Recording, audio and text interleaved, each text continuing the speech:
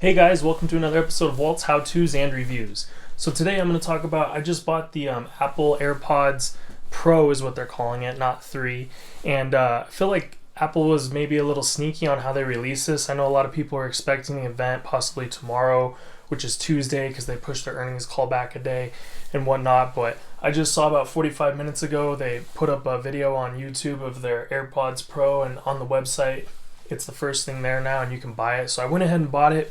I'll go ahead and post an unboxing and a review of those as soon as I get them. But basically it looks like they're about $250 online right now, which is a pretty good price point. I thought since they're noise canceling and relative to competitors that they're wireless and whatnot, I know like Bose noise canceling headphones are pretty expensive. But I thought $250 was a good price point.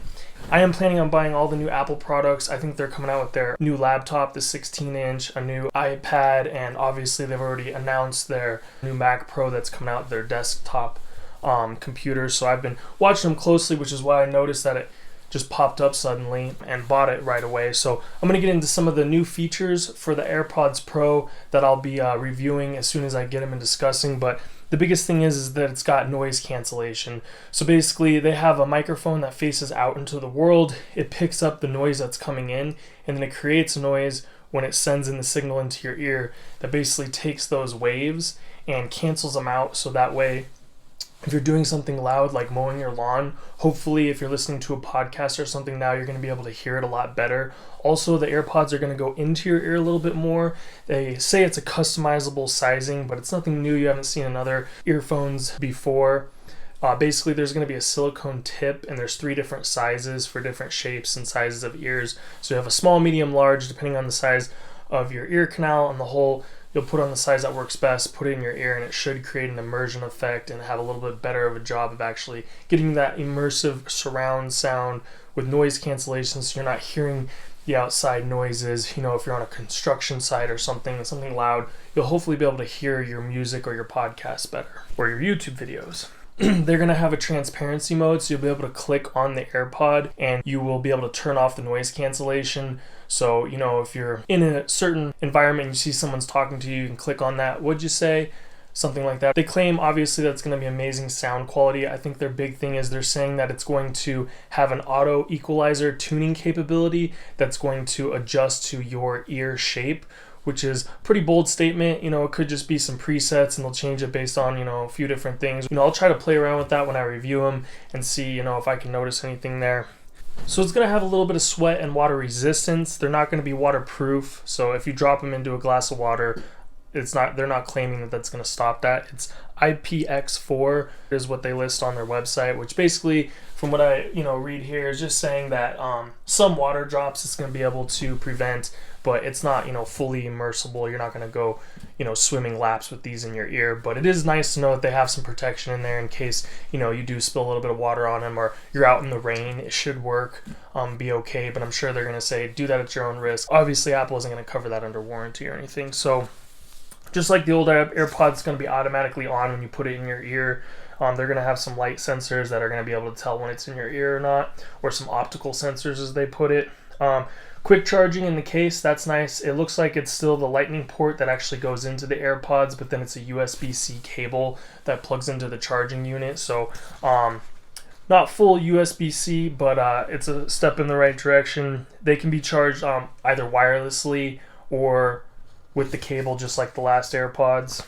So here's the big tech stuff. So that adaptive EQ is where they're claiming that depending on your specific ear, the equalization of the bass, treble, and mids is going to slightly change to supposedly fit for your ear the best that it can, which is a pretty cool it's a pretty cool selling feature that it's going to have adaptive EQ based on the shape of your ear. That's unique.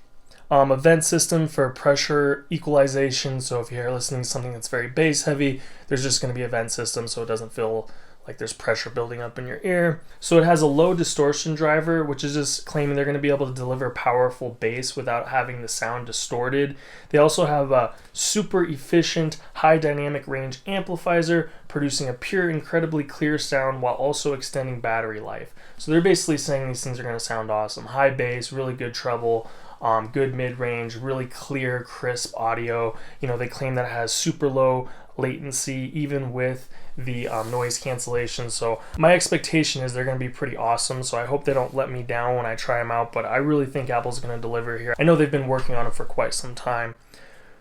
Dual optical sensors, so that just means when you put it in your ear, that's how it's going to know that it's in your ear. It's going to have some kind of light sensor. Oh, I'm in the ear, to automatically turn on, that sort of thing. It's going to know if it falls out of your ear, can stop or pause whatever you're listening to. Motion detecting accelerometer within your AirPod.